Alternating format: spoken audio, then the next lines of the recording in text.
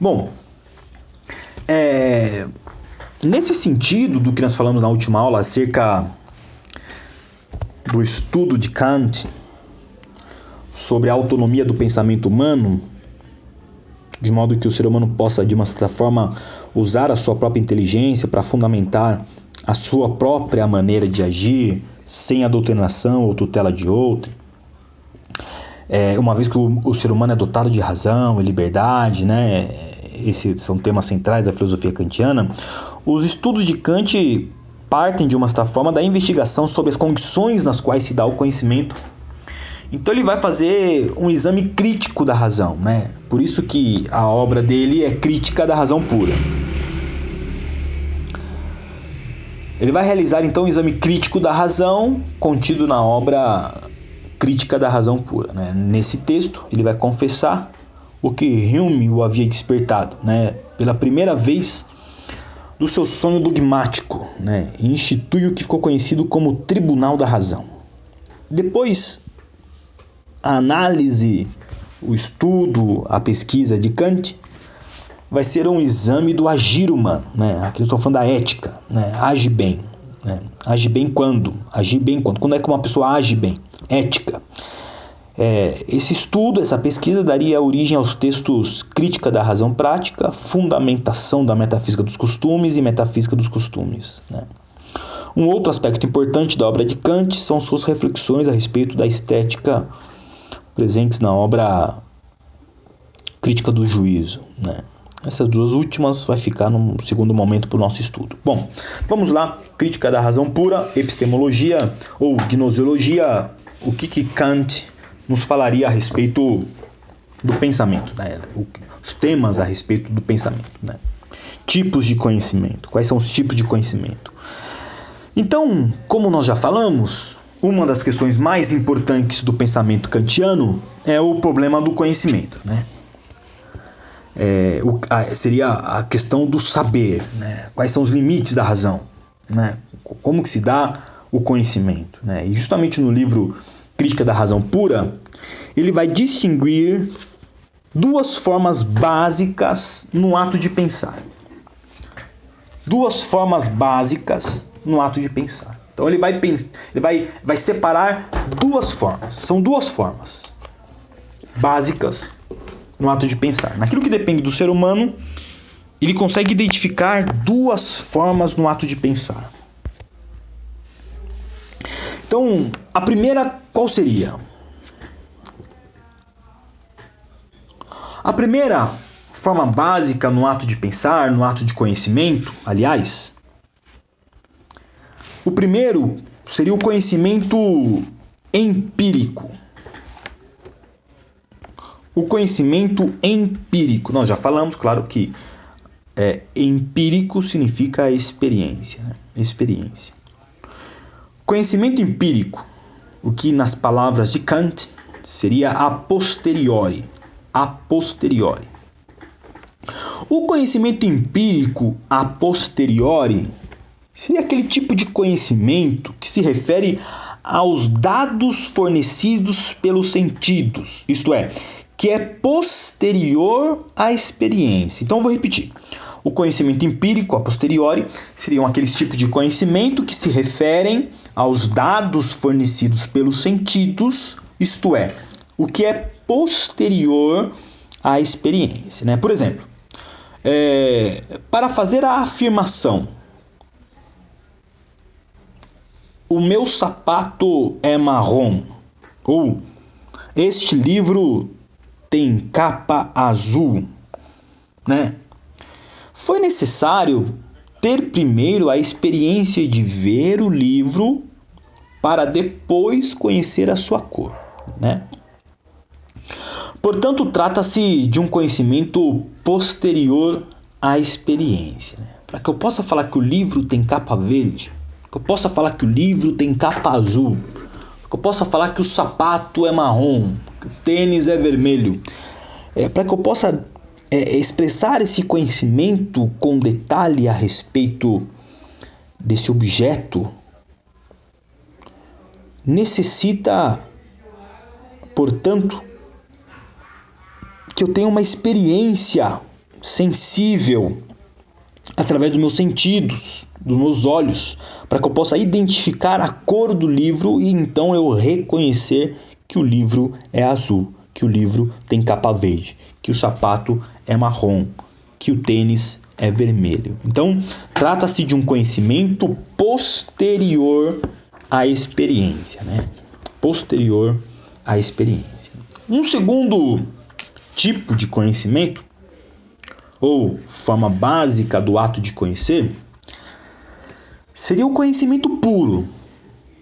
Então nós falamos do conhecimento empírico e agora o conhecimento puro, ou, nas palavras de Kant, a priori, né? O termo a priori está no senso comum. Você já ouviu falar de a priori, não ouviu não? Conhecimento a priori, né? A gente usa essa palavra um pouco para poder designar inícios de frases e respostas. Por exemplo, alguém te convida para ir ao cinema à noite e você diz: olha, a priori eu não vou não. Né? O que você está querendo dizer? Que depende. Pode ser que você não vá, né? Pode ser que algumas coisas aconteçam que impeçam você de ir ao cinema. Então, o que você diz? A priori eu não vou. Então, é um não que pode haver uma possibilidade de um sim. É isso que a gente entende por a priori, né? Por isso que é importante conhecer as palavras dentro daquele que utilizou, né? Essa palavra a priori foi fundamentada por Kant, né? Foi criada por ele a respeito de conhecimentos a priori e a gente usa ele de uma maneira errada. O que Kant quer dizer com conhecimentos a priori, conhecimento puro? Né? O que seria a priori para Kant? A posteriori seria posterior à experiência, à relação.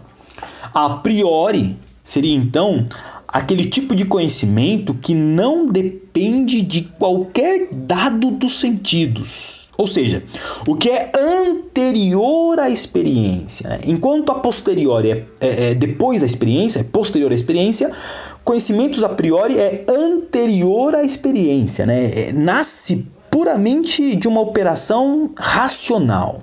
É um conhecimento que não necessita de uma experiência. Né? Exemplo.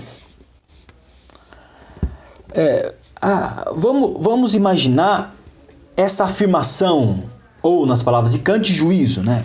Esse juízo, né? Essa afirmação, esse conhecimento. Duas linhas paralelas jamais se encontram no espaço. Né? Duas linhas paralelas jamais se encontram no espaço. Né? Bom, essa afirmação, duas linhas paralelas jamais se encontram no espaço, não se refere a esta ou a aquela linha paralela, mas a todas. Né? Que se é paralela, nunca vai se cruzar no espaço. É óbvio.